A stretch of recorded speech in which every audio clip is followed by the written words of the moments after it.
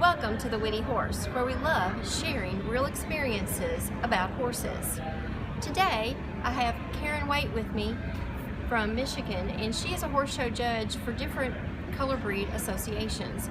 And we're looking at, really what motivated her to first become a judge.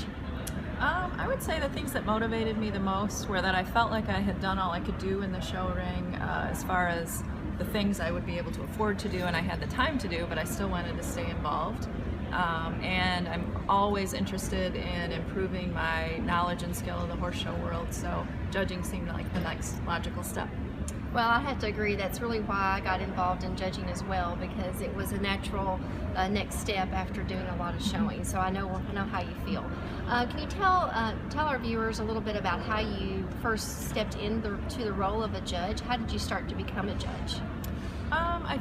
In my regular job, I'm an extension specialist in Michigan, so I have the opportunity to interact with and work with a lot of our judges, and I also helped coordinate our judges conference by attending those seminars and working with those folks.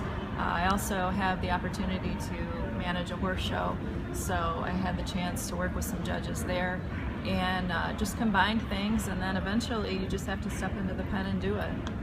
Well, that's definitely the case. You have to kind of just jump in with both feet and roll up your sleeves and get your feet wet and figure out how it works, and then start to learn from there. So because this is like a learning process, and that's really why we're here today in Tulsa, Oklahoma at the International Equine Judges Seminar, is to actually learn and to regroup and learn the new rules and hone our skills.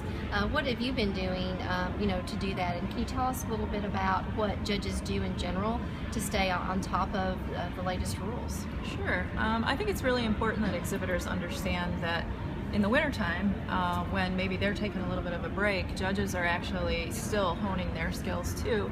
And I know there are lots of exhibitors that show year-round, but judges are coming to conferences like this. There are local conferences in states that have seminars on a variety of topics, reading rule books, becoming familiar with new rules, going to conventions and association conventions that exhibitors frankly can attend to enhance their skills, watching video, just practicing some runs to keep your mind sharp and that sort of thing. So there's a variety of things that judges do in the off season to keep their skills sharp. Well, and I know that they do, as a judge myself, I take my job very seriously, as I know you do as well, and so that continual improvement upon ourselves to see a good horse and to judge well is certainly always our goal. Right, and that's what we wanted when we were in the pen showing too, and when we're still in the pen showing, is a fair shake, a fair look, judges that understand the rules and the mechanics of the class, and judge it accordingly. So it's the least I can do to try to get back to the industry. Oh, definitely. So as outside of the show pen, you have something very interesting that I really enjoy reading and learning from, and that is a blog. And so I want Karen to share a little bit with you about her blog and what motivates her to do that. Sure. The name of the blog is Out of the Box Stall, and the URL is outoftheboxstall.wordpress.com. And I originally started it with the intention of telling some stories or sharing some experiences that I've had in the show ring and either as a judge or as an exhibitor, and how those relate to everyday life. I think that's one of the great things about horses, is they can enhance or impact your everyday life in ways you've never thought of.